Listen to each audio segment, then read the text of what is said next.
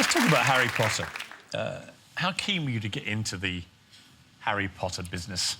I was very keen. I mean, the first book was a huge, bestseller. And I think I remember thinking, if this was ever to become a film, I would love to be in it because there were gnomes, there were all sorts of characters that I could play. I badgered my agents to get me a meeting. I want to go in. And I do remember the audition. I went in and we just played the scene out, the scene in the charms class that you see in Harry Potter and the Philosopher's Stone. And we just had a blast. Lots of laughter, lots of fun. I went out with a good feeling. But then it was about 3 weeks I had to wait. And then my agent phoned and said, you got the part. And he said, wait there a minute, though, because not only do they want to cast you as Professor Flitwick, they'd also like you to play the Goblin Bank Teller. So I won 2 parts in the same film. What was it like working with Daniel Radcliffe, Rupert Grint and Emma Watson? Because you would have seen them go from complete unknowns, really. Well, when we started working on the very first film, I think I was taller than Daniel. But by the end of it, he was a young adult and, shot up in height and in fame. But, I mean, I think they just dealt with it amazingly. I mean, I'd sort of gone through that transition of being child actor into adult actor, but not in the spotlight that they had thrust upon them. Why do you think Harry Potter captured the imagination so much?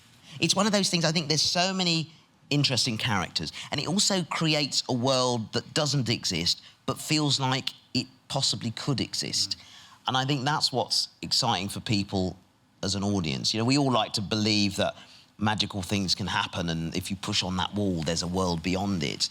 And I think, in our everyday lives, we'd all like a little bit of magic to exist, wouldn't we? You're Warwick Davis, bona fide movie star, TV star, presenter. That's why you're hired. It's no longer got anything to do with your height. That's a lovely sentiment, a lovely thing to think about. But I fully acknowledge the fact that I'm short is the reason that I'm sitting here talking to you now. It's the reason I got my very first role. But it is lovely to, at the same time, be regarded and given the opportunity to do so many diverse things, hosting game shows, presenting TV shows, that do not have anything to do with the fact that I'm short. The charity you set up with Sam, Little People UK, what would you say the primary purpose is? Well, it's really to support people with dwarfism and their families, because we acknowledge at the same time it's sometimes not about just the person with the condition.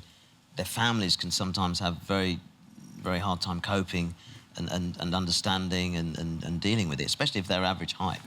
But at the same time, helping the medical profession to pool their resources. I wonder if any of the doctors who referred to you as it are watching tonight. I wonder. It would be quite a sobering discovery that the child they called it is now Warwick Davis, one of the biggest stars in the country. They were acting in a way that they did at that point. You've got to remember it was 1970, so there was even less understanding than there is perhaps even now. We still have a lot to learn. Do you have a dream role that you still hanker after? The chat show's where I want to be. I want to be where you are, basically. What? I've been sat here all night. I really want to be there. Look, buddy, you stay where you are. You'd be too popular. But I wouldn't be able to carry it off in quite the same way that you do, of course. Thank you, Piers. Warwick. A bit too late for that. You can write your own tombstone inscription. Oof. How would you like to be remembered? I think it is actor who just happened to be short. And that's quite cool. I like that analogy.